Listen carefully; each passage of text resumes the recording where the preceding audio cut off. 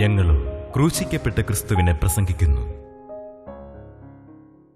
ദൈവ തിരുനാമത്തിന് മഹത്വം ഉണ്ടാകട്ടെ.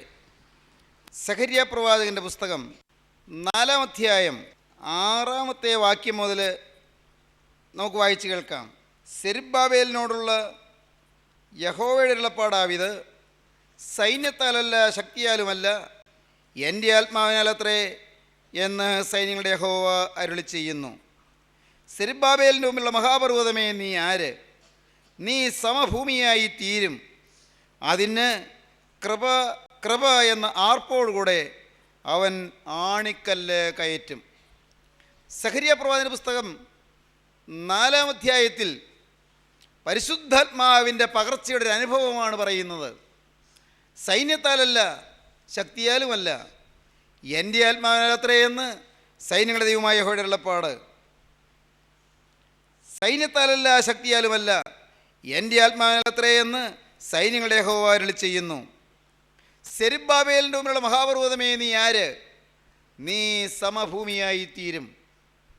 മഹാപർവ്വതം സമഭൂമിയായി തീരും.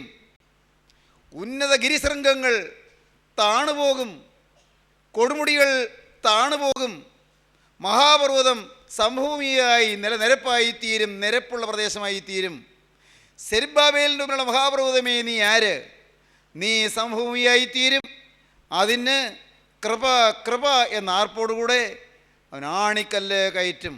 ദൈവത്തിന് സ്തോത്രം. സെരുബ്ബാബേൽ യഹൂദ ദേശാധിപതിയായിരുന്നു.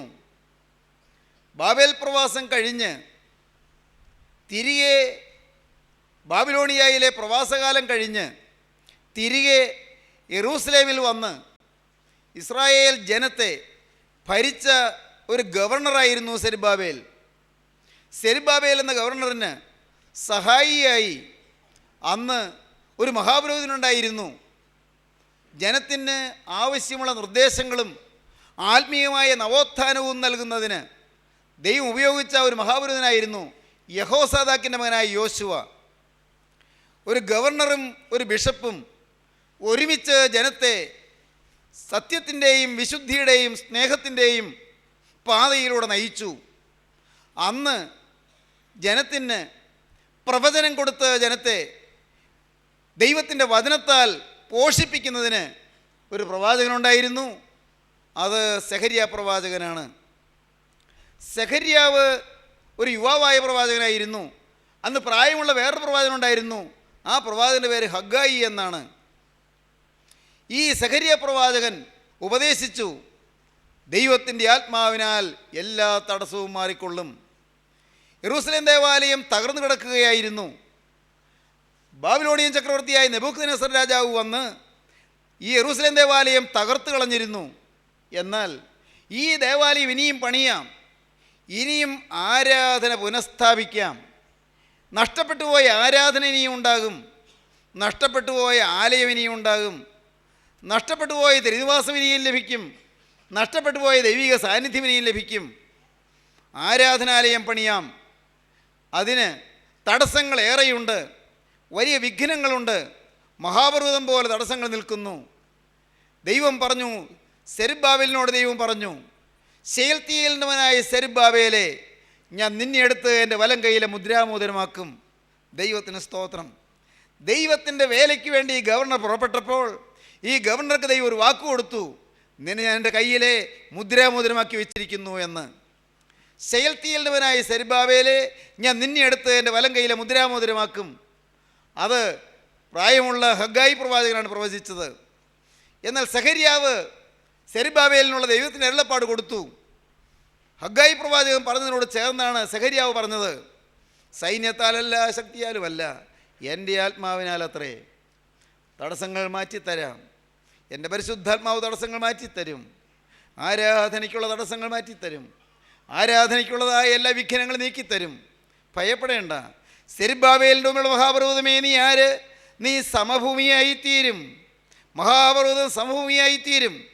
സ്നേഹിതരെ, നിങ്ങളുടെ ജീവിതത്തിൽ ഇന്ന് പല പല തടസ്സങ്ങളുണ്ട്. ആത്മീയ ജീവിതത്തിലെ മുന്നേറ്റത്തിന് തടസ്സങ്ങളുണ്ട്. ആത്മീയ ജീവിതത്തിലെ പ്രവർത്തന സരണികളിൽ തടസ്സങ്ങൾ വന്ന് കൂടുന്നുണ്ട്. നിങ്ങൾ തളരുകയും നിങ്ങൾ ക്ഷീണിക്കുകയും ചെയ്യുന്ന പല പല കാര്യങ്ങൾ നിങ്ങളുടെ ജീവിതത്തിലേക്ക് തെറുത്തുയർന്നു വരുന്നുണ്ട്. എന്നാൽ കേൾക്കൂ, എല്ലാ തടസ്സങ്ങളും ഗിരിശൃംഗങ്ങൾ പോലെ ഉയർന്നു നിൽക്കുമ്പോൾ അവയെ തടുത്തും തകർത്തും നിങ്ങളുടെ മുന്നിൽ സമഭൂമി വിരിയിച്ചു തരുവാൻ നിത്യനായ ദൈവത്തിൻ്റെ കാര്യപരിപാടിയുണ്ട്. ദൈവത്തിന് മനസ്സിലുണ്ട് നിങ്ങൾ അറിഞ്ഞുകൊള്ളുക. സെരുബ്ബാബേലിൻ്റെ മുമ്പിലുള്ള മഹാപർവ്വതമേ, നീ ആര്? നീ സമഭൂമിയായിത്തീരും. ദൈവത്തിന് സ്തോത്രം. സൈന്യത്താലല്ല, ശക്തിയാലുമല്ല, എൻ്റെ ആത്മാവിനാൽ അത്രയും സൈന്യങ്ങളുടെ ദൈവമായ യഹോവ അരുളി ചെയ്യുന്നു. അതിന് കൃപ എന്നാർപ്പോടുകൂടെ അവനാണിക്കല്ല കയറ്റും. കൃപ എന്നാർപ്പോടുകൂടെ. സഹോദരങ്ങളെ, ആ വാക്യം നാം കാണാൻ പഠിക്കേണ്ടതാണെന്ന് എനിക്ക് തോന്നുന്നു. ഞാൻ മാനസാന്തരപ്പെട്ട ആദ്യകാലത്ത് ഇത് എൻ്റെ ഹൃദയത്തിൽ തറഞ്ഞൊരു വാക്യമാണ്. അന്നേ അത് കാണാൻ പഠിച്ചു വെച്ചു. സൈന്യത്താലല്ല, ശക്തിയാലുമല്ല, എൻ്റെ ആത്മാവിനാൽ അത്രേ. ദൈവത്തിന് സ്തോത്രം. പരിശുദ്ധാത്മാവിനാൽ എല്ലാ തടസ്സങ്ങളും മാറിക്കൊള്ളും. നിങ്ങളുടെ ജീവിതത്തിൽ വിഘ്നങ്ങളില്ലേ? നിങ്ങളുടെ കുടുംബത്തിൽ തടസ്സങ്ങളില്ലേ? നിങ്ങളുടെ ജീവിതത്തിൽ ചില പ്രതിസന്ധികളില്ലേ? ചില പ്രതിബന്ധങ്ങൾ നിങ്ങളെ അലട്ടുന്നില്ലേ? പല കാര്യങ്ങളിൽ നിങ്ങൾ മനസ്സ് മടുത്ത് നിൽക്കുന്നില്ലേ? മുന്നോട്ടൊരു ഗതി കിട്ടാതെ നിങ്ങൾ അഴലുന്നില്ലേ? മനസ്സ് വേദനിച്ചും വെപ്രാളപ്പെട്ടും പരിഭ്രാന്തമായും നിങ്ങൾ വലയുന്നില്ലേ? സ്നേഹിതരെ, പരിശുദ്ധാത്മാവിനാൽ തടസ്സങ്ങളെല്ലാം മാറ്റിത്തരാമെന്നാണ് നിത്യനായ ദൈവം അരുളി ചെയ്യുന്നത്. പരിശുദ്ധാത്മാവിനാൽ മകനെ, നിൻ്റെ ജീവിതത്തിലെ തടസ്സങ്ങൾ മാറ്റിത്തരും. പരിശുദ്ധാത്മാവിനാൽ മകളെ, നിൻ്റെ ജീവിതത്തിലെ തടസ്സങ്ങളും നിൻ്റെ ജീവിതത്തിലെ ക്ലേശങ്ങളും നിൻ്റെ ജീവിതത്തിലെ പ്രതിസന്ധികളും എല്ലാം ദൈവം പരിഹരിച്ചു തരും. വിശ്വസിക്കൂ. എന്തു വേണം? പരിശുദ്ധാത്മാവിന് പ്രവർത്തിക്കാൻ നീ ഇടം കൊടുക്കണം. പരിശുദ്ധാത്മാവിന് പ്രവർത്തിക്കാൻ ഇടം കൊടുക്കണം. പരിശുദ്ധാത്മാ വ്യാപാരം അത് ലഭിക്കുമ്പോൾ തടസ്സങ്ങൾ മാറും, വിഘ്നങ്ങൾ മാറും, പ്രതിസന്ധികൾ മാറും, പ്രതിബന്ധങ്ങൾ മാറും, രോഗങ്ങൾ മാറും. പ്രിയപ്പെട്ടവരെ, നിങ്ങളുടെ രോഗങ്ങൾ മാറും, നിങ്ങളുടെ വ്യാധികൾ മാറും, നിങ്ങളുടെ ജീവിതത്തിലെ അനേകം ദുരിതങ്ങൾ മാറും, പല പല ക്ലേശങ്ങളും മാറും. നിങ്ങളിന്ന് വീർപ്പുമുട്ടുന്നതായ പ്രശ്നങ്ങൾ, നിങ്ങളിന്ന് ഉള്ളു നൊന്ത് വിങ്ങുന്നതായ പ്രതിസന്ധികൾ എല്ലാറ്റിനും പരിഹാരമുണ്ടാകും. ആത്മാവ് വ്യാപരിക്കട്ടെ. പരിശുദ്ധാത്മാവ് നമ്മുടെ മേൽ ഇറങ്ങട്ടെ. പരിശുദ്ധാത്മാവ് നമ്മിലൂടെ ഒഴുകട്ടെ. നമ്മുടെ ബലഹീനതകൾ മാറും. നമ്മുടെ ശരീരത്തിന് ഓജസ്സും നമ്മുടെ ശരീരത്തിന് ശക്തിയും കരുത്തും ബലവും ലഭിക്കും. നാം വീരന്മാരായിത്തീരും, നാം ഓജസ്സുള്ളവരായിത്തീരും, നാം കരുത്തരായിത്തീരും, നാം ബലശാലികളായിത്തീരും. ഒന്ന്, പരിശുദ്ധാത്മാവ് വ്യാപരിക്കുമ്പോൾ തടസ്സങ്ങൾ മാറും. രണ്ടാമത്തത് എന്താണ്? നമുക്ക് നോക്കാം. ന്യായാധിപന്മാരുടെ പുസ്തകം 15-ാം അധ്യായം 14-ാം വാക്യം. അപ്പോൾ യഹോവയുടെ ആത്മാവ് അവൻ്റെ മേൽ വന്നു. അവൻ്റെ കൈ കെട്ടിയിരുന്ന കയറ് തീ കൊണ്ട് കരിഞ്ഞ ചണനൂൽ പോലെയായി. അവൻ്റെ ബന്ധനങ്ങൾ കൈമേൽ നിന്ന് ദ്രവിച്ചുപോയി. പരിശുദ്ധാത്മാവ് ശിംശോൻ്റെ മേൽ വന്നു. പരിശുദ്ധാത്മാവ് ശിംശോൻ്റെ മേൽ വന്നു. ശിംശോൻ്റെ മേൽ പരിശുദ്ധാത്മാവ് വന്നപ്പോൾ ബന്ധനങ്ങൾ ദ്രവിച്ചുപോയി. ദൈവത്തിന് സ്തോത്രം. പരിശുദ്ധാത്മാവ് വരുമ്പോൾ ബന്ധനങ്ങൾ ദ്രവിച്ചു പോകും. പലരുടെയും ജീവിതത്തിൽ ശാപങ്ങളില്ലേ? പല പല ബന്ധനങ്ങളില്ലേ? പല പല കെടുതികളില്ലേ? ഇല്ലേ പ്രിയപ്പെട്ടവരെ?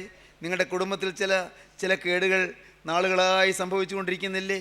തലമുറകളായി നിങ്ങളുടെ കുടുംബത്തിൽ ചില കെടുതികൾ, ചില അപകടങ്ങൾ, ചില അനർത്ഥങ്ങൾ സംഭവിച്ചു കൊണ്ടിരിക്കുന്നില്ലേ? എൻ്റെ ദൈവമേ, എന്തെല്ലാമാണ്, ഏതെല്ലാം തരത്തിലാണ് തലമുറകളേക്ക് വ്യാപിച്ചു കൊണ്ടിരിക്കുന്നതായ പല ദോഷങ്ങളും ഇന്ന് മനുഷ്യ ജീവിതത്തെ നശിപ്പിച്ചു കൊണ്ടിരിക്കുന്നത്. ഒരു തലമുറയിൽ തീരുന്നില്ല, അടുത്ത തലമുറയിൽ തീരുന്നില്ല. തലമുറകളായി ഇതിങ്ങനെ വ്യാപിച്ച് പോകുന്നു. പ്രിയപ്പെട്ടവരെ, നിങ്ങളോട് പറയട്ടെ, ബന്ധനങ്ങളെല്ലാം അഴിഞ്ഞു പോകും. ഏതെല്ലാം തരത്തിലുള്ള ബന്ധനങ്ങൾ എല്ലാം കത്തിപ്പോകും. അതാണ് നാം വായിച്ചത്. എന്താണ് വായിച്ചത്? യഹോവയുടെ ആത്മാവ് അവൻ്റെ മേൽ വന്നു. അവൻ്റെ കൈ കെട്ടിയിരുന്ന കയറ് തീ കൊണ്ട് കരിഞ്ഞ ചണനൂൽ പോലെ ആയി. അവൻ്റെ ബന്ധനങ്ങൾ കൈമേൽ നിന്ന് ദ്രവിച്ചുപോയി. ദൈവത്തിന് സ്തോത്രം. ദൈവപുരുഷൻ്റെ കൈമേൽ ശത്രു ബന്ധനമിട്ടിരുന്നു.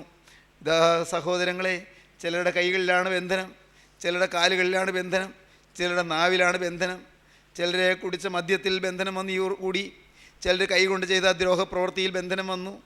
എൻ്റെ ദൈവമേ, ചിലരുടെ ബുദ്ധി കൊണ്ട് ചിന്തിച്ച ചിന്താഗതിയിൽ ബന്ധനം വന്നു. ചിലരുടെ മനസ്സിൽ ചില വൈരാഗ്യങ്ങളും ഇഷ്ടക്കുറവുകളും വന്നപ്പോൾ ബന്ധനം വന്നു.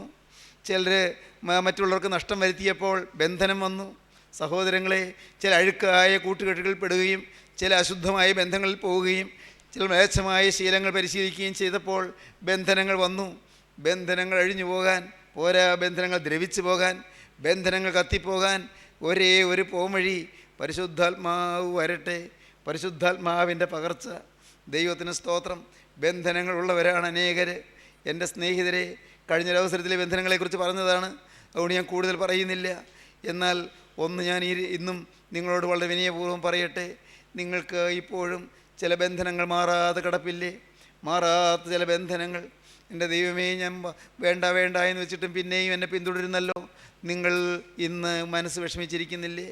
എൻ്റെ മദ്യപാനാസക്തി പോകുന്നില്ല, സിനിമയോടുള്ള ആസക്തി പോകുന്നില്ല, എൻ്റെ ദൈവമേ വ്യർത്ഥ ചിത്രങ്ങളോടുള്ള ആസക്തി പോകുന്നില്ല, നീലപ്പടങ്ങളോടുള്ള ആസക്തി പോകുന്നില്ല, എൻ്റെ കർത്താവേ എൻ്റെ ദൈവമേ ചീത്ത കൂട്ടുകെട്ടിനോടുള്ള ആസക്തി പോകുന്നില്ല, ഉഴപ്പാനുള്ള ടെൻഡൻസി പോകുന്നില്ല, കർത്താവേ എനിക്ക് പഠിക്കാൻ പറ്റുന്നില്ല, ജോലി എനിക്ക് അലസത വന്നു കൂടുന്നു, കർത്താവേ എനിക്ക് ഉഴപ്പുന്ന ശീലം വന്നു പോകുന്നു, ഞാൻ എന്ത് ചെയ്യും? എനിക്ക് സാധിക്കുന്നില്ല, ഞാൻ തോറ്റുകൊണ്ടിരിക്കുന്നു, ഞാൻ അടിക്കടി പരാജയപ്പെട്ടുകൊണ്ടിരിക്കുന്നു, വചനം കേൾക്കുമ്പോൾ തീരുമാനമെടുക്കും, പക്ഷേ ഞാൻ പിന്നെയും തെറ്റിപ്പോകുന്നു. എൻ്റെ സഹോദരങ്ങളെ, ബന്ധനങ്ങൾ നിങ്ങളെ വിടാതെ പിന്തുടരുന്നു. ബന്ധനം കത്തിപ്പോകും, ബന്ധനം ദ്രവിച്ചു പോകും. പരിശുദ്ധാത്മാവ് വന്നാൽ മതി. എൻ്റെ ദൈവത്തിന് സ്തോത്രം. ദൈവത്തിൻ്റെ വലിയ നാമം മഹത്വപ്പെടട്ടെ. പരിശുദ്ധാത്മാവ് വരാൻ നിങ്ങളുടെ ഹൃദയം നിങ്ങൾ താഴ്ത്തിക്കൊടുക്കുമോ? നിങ്ങൾ മനസ്സോടെ പറയുമോ, കർത്താവേ പരിശുദ്ധാത്മാവിൻ്റെ കൃപയില്ലാതെ എനിക്കൊരു നിമിഷം ജീവിക്കാൻ വയ്യ, കർത്താവേ പരിശുദ്ധാത്മാവിൻ്റെ സഹായമില്ലാതെ എനിക്കൊരു ചുവട് വയ്ക്കാൻ വയ്യ, നാഥ പരിശുദ്ധാത്മാവിൻ്റെ സാന്നിധ്യമില്ലാതെ എൻ്റെ ജീവിതത്തിൽ എനിക്ക് സമാധാനം കിട്ടുകയില്ല, കർത്താവേ നിൻ്റെ പരിശുദ്ധാത്മാവിൻ്റെ കൃപയാലും സാന്നിധ്യത്താലും നിറവിനാലും എന്നെ നീ ഒന്ന് പുൽകണമേ, എന്നെ നീ ഒന്ന് ആലിംഗനം ചെയ്യണമേ. പരിശുദ്ധാത്മാവിൻ്റെ വ്യാപാരം, പരിശുദ്ധാത്മാവിൻ്റെ ആ ശീതളമായ കുളിർമയുള്ള കാറ്റ് എൻ്റെ മേൽ വീശി എൻ്റെ നീറുന്ന ഹൃദയത്തെ ആറ്റി തണുപ്പിക്കണമേ. ദൈവത്തിന് സ്തോത്രം. എൻ്റെ പ്രശ്നങ്ങളുടെ മുന്നിൽ ഞാൻ പതറി നിൽക്കുന്നവനാണ്. എന്നാൽ കർത്താവേ നിൻ്റെ പരിശുദ്ധാത്മാവിൻ്റെ കുളിർകാറ്റ് വീശി എനിക്ക് ആശ്വാസം തരണമേ. പരിശുദ്ധാത്മാവിൻ്റെ ജീവ ഉറവയിലേക്ക് കൊണ്ടുവന്ന് എന്നെ കുടിപ്പിച്ച് എനിക്ക് ചൈതന്യം പകരണമേ. പരിശുദ്ധാത്മാവിൻ്റെ തീ എന്നിലൂടെ പ്രസരിച്ച് എൻ്റെ ബന്ധനങ്ങളെ കത്തിച്ച് കളയണമേ. പരിശുദ്ധാത്മാവ് ശിംശോൻ്റെ മേൽ വന്നു. ഒന്ന് സെരുബ്ബാബേലിൻ്റെ മേൽ പരിശുദ്ധാത്മാവ് വന്നു, തടസ്സങ്ങൾ മാറി. രണ്ട് ശിംശോൻ്റെ മേൽ പരിശുദ്ധാത്മാവ് വന്നു. ശിംശോൻ്റെ മേൽ പരിശുദ്ധാത്മാവ് വന്നപ്പോൾ ശിംശോൻ ശക്തനായി തീരുകയും അവൻ്റെ ബന്ധനങ്ങൾ എല്ലാം ദ്രവിച്ചു പോവുകയും ചെയ്തു. മൂന്ന് ദാവീദിൻ്റെ മേൽ പരിശുദ്ധാത്മാവ് വന്നു.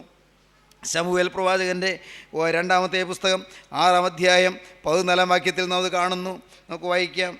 ദാവീദ് പഞ്ഞിനൂലങ്കി ധരിച്ചുകൊണ്ട് പൂർണ്ണശക്തിയോടെ യഹോവയുടെ മുൻപാകെ നൃത്തം ചെയ്തു. ദൈവത്തിന് സ്തോത്രം. ദാവീദ് യഹോവയുടെ മുൻപാകെ പഞ്ഞിനൂലങ്കി ധരിച്ചുകൊണ്ട് പൂർണ്ണശക്തിയോടെ നൃത്തം ചെയ്തു. മാത്രമല്ല, ദാവീദ് പരിശുദ്ധാത്മാവ് തൻ്റെ മേൽ വന്നപ്പോൾ ദാവീദ് ദൈവത്തെ സ്തുതിച്ചു. അങ്ങനെ ദാവീദും ഇസ്രായേൽ ഗൃഹമൊക്കെയും ആർപ്പോടും കാഹളനാദത്തോടും കൂടെ യഹോവയുടെ പെട്ടകം കൊണ്ടുവന്നു. ദൈവത്തിന് സ്തോത്രം. മാത്രമല്ല, വീണ്ടും നാം കാണുന്നു, ദാവീദ് യഹോവയുടെ സന്നിധിയിൽ സമാധാനയാഗങ്ങളും ഹോമയാഗങ്ങളും അർപ്പിച്ചു. ദാവീദ് ഹോമയാഗങ്ങളും സമാധാനയാഗങ്ങളും അർപ്പിച്ചതിനു ശേഷം അവൻ ജനത്തെ സൈന്യങ്ങളുടെ യഹോവയുടെ നാമത്തിൽ അനുഗ്രഹിച്ചു. ദൈവത്തിന് സ്തോത്രം. ദാവീദ് ദൈവത്തെ സ്തുതിച്ചു. പരിശുദ്ധാത്മാവ് വരുമ്പോൾ ദൈവത്തെ സ്തുതിക്കും, സ്തുതി ലഭിക്കും. സഹോദരങ്ങളെ, അത് നാം അനുഭവിക്കുന്നൊരു വസ്തുതയാണ്. നമ്മുടെ മേൽ ആത്മാവ് വരുമ്പോൾ നാം അറിയാതെ സ്തുതിച്ചു പോകും. നാം അറിയാതെ ആരാധനയുടെ സൗകുമാര്യം അനുഭവിച്ചു പോകും. നാം അനുഭവിക്കുന്നില്ലേ? പരിശുദ്ധാത്മാവ് നമ്മുടെ മേൽ വരുമ്പോൾ നമ്മിൽ നിന്ന് സ്തുതിയുടെ ശബ്ദവും സ്തുതിയുടെ ആനന്ദവും മുഴങ്ങുന്നത്, സ്തുതിയുടെ ആഘോഷവും ആരവാരവും മുഴങ്ങുന്നത് നാം അനുഭവിക്കാറില്ലേ? ദൈവത്തിന് സ്തോത്രം. പരിശുദ്ധാത്മാവ് വരുമ്പോൾ സ്തുതിക്കും. ചിലർക്കത് ഇഷ്ടപ്പെടുകയില്ല. ദാവീദിൻ്റെ ഭാര്യ മീഖളിന് അതൊട്ടും ഇഷ്ടപ്പെട്ടില്ല. അവൾ സ്വന്തം ഭർത്താവിനെ നിന്ദിച്ചു. അവൾ ദാവീദ് കുതിച്ച് നൃത്തം ചെയ്ത് സ്തുതിച്ചത് അവൾക്ക് ഇഷ്ടപ്പെട്ടില്ലെന്ന് മാത്രമല്ല, അവൾ ദാവീദിനെ പരിഹസിച്ചു. ഈ സ്തുതിയെല്ലാം കഴിഞ്ഞ് ദാവീദ് വീട്ടിലേക്ക് രാജകൊട്ടാരത്തിലേക്ക് വന്നപ്പോൾ മീഖൾ ദാവീദിനെ നിന്ദിച്ചു. അവൾ ദാവീദിനെ നിന്ദിച്ച് പറഞ്ഞത് ഇതാണ്: നിസ്സാരന്മാരിൽ ഒരുത്തൻ തന്നെത്താൻ അനാവൃതനാക്കുന്നത് പോലെ ഇന്ന് തൻ്റെ ദാസന്മാരുടെ ദാസികൾ കാണുക തന്നെത്താൻ അനാവൃതനാക്കി ഇസ്രായേൽ രാജാവ്. നീ നിന്നെ തന്നെ താണവരെ പോലെയാക്കിയല്ലോ. നീ രാജാവല്ലേ, നീ ഇതുപോലെ ചാടുകയും തുള്ളുകയും ചെയ്യാമോ? നീ ഉന്നതമായ ഒരു സ്ഥാനമുള്ളവനല്ലേ, നീ ഇതുപോലെ സ്തുതിക്കാമോ? മോശമായി പോയില്ലേ? ദാസിമാരുടെ കൂടെയൊക്കെ നിന്ന് നീ ഇങ്ങനെ സ്തുതിച്ചത് എന്തിനാണ്? പ്രിയപ്പെട്ടവരെ, ദാവീദ് ഇങ്ങനെ പറഞ്ഞു. ദാവീദ് മീഖലിനോട്, യഹോവയുടെ ജനമായി ഇസ്രായേലിന് പ്രഭുവായി നിയമിപ്പാൻ തക്കവണ്ണം നിൻ്റെ അപ്പനിലും അവൻ്റെ സകല ഗ്രഹത്തിലും ഉപരിയായി എന്നെ തിരഞ്ഞെടുത്തിരിക്കുന്ന യഹോവയുടെ മുൻപാകെ, അതേ യഹോവയുടെ മുൻപാകെ ഞാൻ നൃത്തം ചെയ്യും. ദൈവത്തിന് സ്തോത്രം. ഞാൻ സ്തുതിക്കും, ഞാൻ നൃത്തം ചെയ്യും, ഞാൻ ദൈവത്തെ മഹത്വപ്പെടുത്തും. കാരണം എന്നെ വലിയവനാക്കിയത് ദൈവമാണ്, എന്നെ ഈ കൊട്ടാരത്തിൽ എത്തിച്ചത് ദൈവമാണ്, എനിക്ക് രാജകീയ പദവി തന്നത് ദൈവമാണ്, എന്നെ ദൈവമാണ് വിളിച്ച് തിരഞ്ഞെടുത്തത്, ദൈവമാണ് എന്നെ വിളിച്ച് ഉയർത്തിയെടുത്തത്. ഞാൻ ദൈവത്തിൻ്റെ മുമ്പാകെ നൃത്തം ചെയ്യും. ദൈവത്തിന് സ്തോത്രം. കേൾക്കൂ സഹോദരങ്ങളെ, അല്പം ഗൗരവമുള്ളൊരു കാര്യം ഇവിടെ വായിക്കാനുണ്ട്. 22-ാം വാക്യം ദാവീദ് പറയുകയാണ്, ഞാൻ ഇനിയും ഇതിലധികം ഹീനനും എൻ്റെ കാഴ്ചയ്ക്ക് എളിയവനുമായിരിക്കും. നീ പറഞ്ഞ ദാസികളാലോ എനിക്ക് മഹത്വം ഉണ്ടാകുമെന്ന് പറഞ്ഞു. എന്നാൽ ശൗലിൻ്റെ മകളായ മീഖലിന് ജീവപര്യന്തം ഒരു കുട്ടിയും ഉണ്ടായില്ല. സന്തതി ജനിക്കുവാനുള്ള ഭാഗ്യം മീഖലിന് ലഭിച്ചില്ല.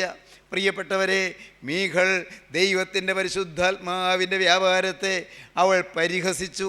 ദൈവത്തിൻ്റെ പരിശുദ്ധാത്മാവിൻ്റെ വ്യാപാരത്തെ പരിഹസിച്ചാൽ അത് അനർത്ഥ കാരണമാകും. പ്രിയപ്പെട്ടവരെ, ദൈവത്തിൻ്റെ പരിശുദ്ധാത്മാവിൻ്റെ സ്തുതിയെ പരിഹസിച്ചാൽ, ദൈവത്തിൻ്റെ പരിശുദ്ധാത്മാവിൻ്റെ പ്രവൃത്തിയെ എതിർത്താൽ, ദൈവത്തിൻ്റെ പരിശുദ്ധാത്മാവിൻ്റെ വ്യാപാരത്തെ സംശയിക്കുകയോ അവിശ്വസിക്കുകയോ ചെയ്താൽ അത് നാശമായി തീരും. അത് തലമുറകളിലേക്ക് ബാധിക്കും.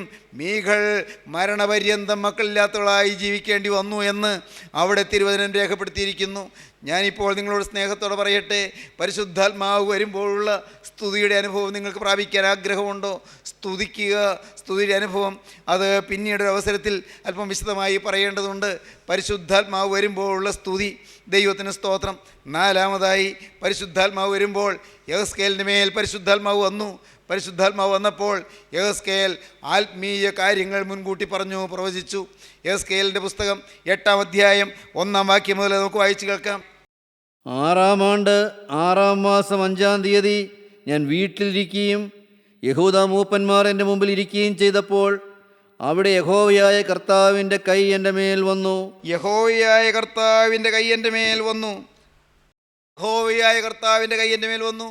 അപ്പോൾ സ്വർഗീയ ദർശനങ്ങൾ ലഭിച്ചു, ആത്മീയമായ കാഴ്ചപ്പാടുകൾ ലഭിച്ചു. സഹോദരങ്ങളെ, ആത്മീയമായ കാഴ്ചപ്പാട് വേണമോ? ദൈവത്തിൻ്റെ ആത്മാവ് നമ്മുടെ മേൽ വരണം. ആത്മീയമായ കാഴ്ചകൾ വേണമോ? രഹസ്യങ്ങൾ വെളിപ്പെട്ട് കിട്ടണമോ? യെരൂശലേം ദേവാലയത്തിനുള്ളിൽ നടക്കുന്ന അഴിമതിയെക്കുറിച്ചുള്ള ദർശനങ്ങളാണ് ലഭിച്ചത്. ദേവാലയത്തിൽ നടക്കുന്ന തിന്മകളെക്കുറിച്ചുള്ളതായ ദർശനങ്ങളാണ് യെഹെസ്കേലിന് ലഭിച്ചത്. യെഹെസ്കേൽ ഇതെല്ലാം കാണുകയാണ്. യെഹെസ്കേൽ അത്ഭുതപ്പെട്ടു, എന്താണ് നടക്കുന്നത്? ഞാൻ ധരിച്ചതുപോലല്ലോ ആരാധനാലയം അത് നാശയോഗ്യമായി പോയല്ലോ. ആരാധനയുടെ സ്ഥലം യെരൂശലേം ദേവാലയം അത് എല്ലാ തിന്മ കൊണ്ടും നിറഞ്ഞു പോയല്ലോ. ദേവാലയമാണ്, അവിടെ പുരോഹിതന്മാരുണ്ട്, അവിടെ യാഗങ്ങളുണ്ട്, അവിടെ ഹോമയാഗങ്ങളും പാനീയയാഗങ്ങളും സമാധാനയാഗങ്ങളുമുണ്ട്. പക്ഷേ ആ ദേവാലയം അത് തിന്മ കൊണ്ട് നിറഞ്ഞിരിക്കുന്നു. നമ്മുടെ കർത്താവ് പിൽക്കാലത്ത് പറഞ്ഞു, എന്താണ് പറഞ്ഞത്? ഇത് കള്ളന്മാരുടെ ഗുഹയാക്കി തീർത്തു എന്ന്. യെഹെസ്കേൽ അത് മുൻകൂട്ടി കണ്ടു. കള്ളന്മാരുടെ ഗുഹയായി തീർന്നു. എൻ്റെ ആലയം പ്രാർത്ഥനാലയം എന്ന് വിളിക്കപ്പെടും, നിങ്ങളോ ഇതിനെ കള്ളന്മാരുടെ ഗുഹയാക്കി തീർത്തു. സഹോദരീ സഹോദരങ്ങളെ, കേൾക്കൂ, നിങ്ങളുടെ ജീവിതത്തിൽ ഈ ആലയം എങ്ങനെ ഇരിക്കുന്നു? അത് ദൈവത്തിൻ്റെ പരിശുദ്ധാത്മാവ് വരുമ്പോഴാണ് ആ ആലയത്തിലെ വൃത്തികേടുകൾ നമുക്ക് മനസ്സിലായി കിട്ടുന്നത്. എൻ്റെ ഹൃദയമാകുന്ന ആലയം എങ്ങനെ ഇരിക്കുന്നു? പള്ളിയുടെ കാര്യമല്ല, കൂട്ടായ്മയുടെ കാര്യമല്ല, എൻ്റെ ഹൃദയമാകുന്ന ആലയം. ഈ ആലയത്തിൽ നടക്കുന്ന അഴിമതി എങ്ങനെ ഇരിക്കുന്നു? ഈ ആലയത്തിൽ നടക്കുന്ന തിന്മ എങ്ങനെ ഇരിക്കുന്നു? എൻ്റെ ശരീരമാകുന്ന ആലയം, എൻ്റെ ഹൃദയമാകുന്ന ആലയം അത് ദൈവത്തിൻ്റെ ആലയമാണ്. അപ്പോസ്തലൻ പറയും, 1 കൊരിന്ത്യർ 3-ാം അധ്യായം 16-ാം വാക്യത്തിൽ പറയും, നിങ്ങൾ ദൈവത്തിൻ്റെ മന്ദിരമെന്നും ദൈവത്തിൻ്റെ ആത്മാവ് നിങ്ങൾ വസിക്കുന്നെന്ന് അറിയുന്നില്ലയോ? ദൈവത്തിൻ്റെ ആലയമാണ് നാം. ഈ ആലയം ഇന്ന് ശൂന്യമാണ്. ഈ ആലയം ഇന്ന് അഴിമതി നിറഞ്ഞതാണ്. ഈ ആലയത്തിൽ തിന്മയുണ്ട്. സഹോദരങ്ങളെ, നിങ്ങൾ ചിന്തിക്കൂ, നിങ്ങളുടെ ഹൃദയത്തിൽ നിന്നും തിന്മ ബാക്കി നിൽക്കുന്നുണ്ടോ? നിങ്ങൾ പലതും തീരുമാനിച്ചു, പലതും ഏറ്റുപറഞ്ഞു, ചിലതെല്ലാം ഉപേക്ഷിച്ചു. എന്നാൽ ഇന്നും ആ ആലയത്തിൽ അഴിമതിയുണ്ടോ? നിങ്ങൾ ചിന്തിക്കൂ. ആ ആലയത്തിൽ തിന്മ വസിക്കുന്നുണ്ടോ? മ്ലേച്ഛത വാഴുന്നുണ്ടോ? നിങ്ങളുടെ ഹൃദയത്തിൽ എത്രത്തോളം തിന്മയുണ്ട്? യെഹെസ്കേൽ പ്രവചനം 8-ാം അധ്യായം വായിക്കുമ്പോൾ 4 ദർശനം ദർശനങ്ങൾ ലഭിക്കുന്നുണ്ട്. അതിപ്പോൾ പറയാൻ സമയമില്ല. എന്നാലൊന്ന് പറയട്ടെ, 4 ദർശനങ്ങളിലൂടെ അവിടെ ദേവാലയത്തിൽ നടക്കുന്ന മ്ലേച്ഛതകളെ കുറിച്ചുള്ളതായ കാഴ്ചപ്പാടാണ് പ്രവാചകന് കിട്ടിയത്. ഇന്ന് നിങ്ങളിത് കേട്ടുകൊണ്ടിരിക്കുമ്പോൾ നിങ്ങൾക്ക് കിട്ടേണ്ടതായ സ്വർഗീയമായ ദർശനം എന്താണ്? നിങ്ങൾക്ക് കിട്ടേണ്ട സ്വർഗീയമായ കാഴ്ചപ്പാട് എന്താണ്? പരിശുദ്ധാത്മാവേ, എൻ്റെ ഉള്ളത്തിലേക്ക് വരണമേ, അവിടെ വെളിച്ചം വീശി തരണമേ. എൻ്റെ ജീവിതത്തിലുള്ളതായ തിന്മകൾ, എൻ്റെ ഹൃദയത്തിലുള്ളതായ രഹസ്യമായ നിഗൂഢമായ പാപങ്ങൾ അതെനിക്ക് കാണുമാറാക്കി തരണമേ. ദാദാ, നീ കാണുന്നത് പോലെ തന്നെ എൻ്റെ ഹൃദയത്തെ എനിക്കൊന്ന് കാണാൻ എനിക്കൊരു വെളിവ് തരണമേ. നിങ്ങൾ പ്രാർത്ഥിക്കൂ. യേശുവേ, എൻ്റെ ഹൃദയത്തെ നീ കാണുന്നത് പോലെ എനിക്കൊന്ന് കാണാൻ, നീ എൻ്റെ ജീവിതത്തെ കാണുന്നത് പോലെ എനിക്ക് എന്നെ തന്നെ ഒന്ന് കാണാൻ, എൻ്റെ സ്വഭാവത്തെ ഒന്ന് കാണാൻ, എൻ്റെ ചിന്താഗതിയെ ഒന്ന് കാണാൻ, എൻ്റെ മനോഭാവത്തെ ഒന്ന് കാണാൻ. കർത്താവേ, എൻ്റെ ഹൃദയത്തിൻ്റെ അടിയിൽ ഒളിഞ്ഞിരിക്കുന്നതായ പാപപ്രവണതകൾ ഒന്ന് കാണാൻ കർത്താവേ, നീ എനിക്ക് ഭാഗ്യം തരണമേ. പ്രവൃത്തിയിൽ ഞാൻ പാപത്തിലേക്ക് പോകുന്നില്ല. ഞാൻ എൻ്റെ ദൈവമേ, വാക്കിലും പാപം വരാൻ ഞാൻ സൂക്ഷിക്കുന്നുണ്ട്. എങ്കിലും എൻ്റെ ഹൃദയത്തിലൂടെ കടന്നു പോകുന്ന കോപവും ഈർഷ്യയും നീരസവും കയ്പും വിദ്വേഷവും പകയും എൻ്റെ കർത്താവെ പ്രതികാര വാഞ്ചയും അതെല്ലാം അകത്ത് ഉപഗൂഹനം ചെയ്യപ്പെട്ടിരിക്കുകയാണ്, അകത്ത് മറഞ്ഞിരിക്കുകയാണ്. എന്നാൽ നാഥ, ആ പാപങ്ങൾ നീ കാണുന്നത് പോലെ കാണാനും, നീ വേദനിക്കുന്നത് പോലെ വേദനിക്കാനും, നീ വെറുക്കുന്നത് പോലെ വെറുക്കുവാനും എനിക്കൊരു ഭാഗ്യം തരണമേ. നിങ്ങൾ പ്രാർത്ഥിക്കുമോ? സമ്പൂർണ്ണ ശുദ്ധീകരണം, ആലയത്തിൻ്റെ ശുദ്ധീകരണം നടക്കണമെങ്കിൽ പരിശുദ്ധാത്മാവ് വരണം പ്രിയരെ. പരിശുദ്ധാത്മാവ് ഹൃദയത്തിലേക്ക് വരണം, പരിശുദ്ധാത്മാവ് ഇറങ്ങണം. അന്ത്യകാലത്ത് യഹോവയുടെ വലുതും ഭയങ്കരമായ ദിവസം വരുന്നതിന് മുൻപ് പരിശുദ്ധാത്മാവ് വന്ന് ഒരു വലിയ ശുദ്ധീകരണം നടക്കട്ടെ. ഇന്ന് ഇത് കേട്ടുകൊണ്ടിരിക്കുമ്പോൾ തന്നെ നാഥാ, എന്നെ നീ ശുദ്ധീകരിക്കണമേ, എൻ്റെ ഹൃദയം നീ ഒന്ന് കഴുകിത്തരണമേ. അതിനായി ക്രൂസിൽ മരിച്ച രക്ഷക, എന്നിൻ്റെ തിരുരക്തത്താൽ നീ ഒന്ന് കഴുകണമേ. നിങ്ങൾ പ്രാർത്ഥിക്കൂ. ആ തിരുരക്തം ഒരു തുള്ളി എൻ്റെ ഹൃദയത്തിൽ ഇപ്പോൾ പുരട്ടിത്തരണമേ. ആ തിരുരക്തത്തിൻ്റെ അത്ഭുത ശക്തിയാലും കൃപയാലും എൻ്റെ പാപക്കറകൾ മായ്ഞ്ഞു കിട്ടണമേ. എന്നോട് മനസ്സലിയണമേ, എന്നെ കഴുകണമേ, എന്നെ വെടിപ്പാക്കണമേ, എന്നെ വിശുദ്ധീകരിക്കണമേ. പ്രാർത്ഥിക്കൂ ദൈവജനമേ, സമർപ്പിക്കൂ ദൈവജനമേ. പരിശുദ്ധാത്മാവ് നിങ്ങളുടെ മേൽ വരട്ടെ. നമുക്ക് പ്രാർത്ഥിക്കാം. കാരുണ്യവാനേ, സ്വർഗീയ പിതാവേ, ഈ നല്ല ദിവസത്തിനായി ഞങ്ങൾ നിന്നെ സ്തുതിക്കുന്നു. ഈ നല്ല അവസരത്തിനായി ഞങ്ങൾ നിന്നെ സ്തുതിക്കുന്നു. വചനം കേട്ട എല്ലാവരുടെ മേലും പരിശുദ്ധാത്മാവ് വരുവാനുള്ള ദാഹം നൽകണമേ എന്ന് പ്രാർത്ഥിക്കുന്നു.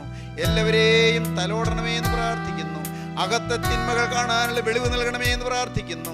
ഓരോരുത്തരുടെ ഹൃദയത്തിനകത്ത് ഒളിഞ്ഞിരിക്കുന്നതായ പാവങ്ങളെ കാണാനുള്ള സുബോധം നൽകണമേ എന്ന് പ്രാർത്ഥിക്കുന്നു. കർത്താവേ, സമ്പൂർണ്ണ വിശുദ്ധീകരണത്തിന്റെ അനുഭവത്തിലേക്ക് ഓരോരുത്തരെയും നയിക്കണമേ. കർത്താവേ, യേശു നടന്നതുപോലെ നടക്കണമെന്നുള്ളതായി വാഞ്ച കൊണ്ടല്ലോടെ ഹൃദയങ്ങളെ നിറയ്ക്കണമേ എന്ന് പ്രാർത്ഥിക്കുന്നു.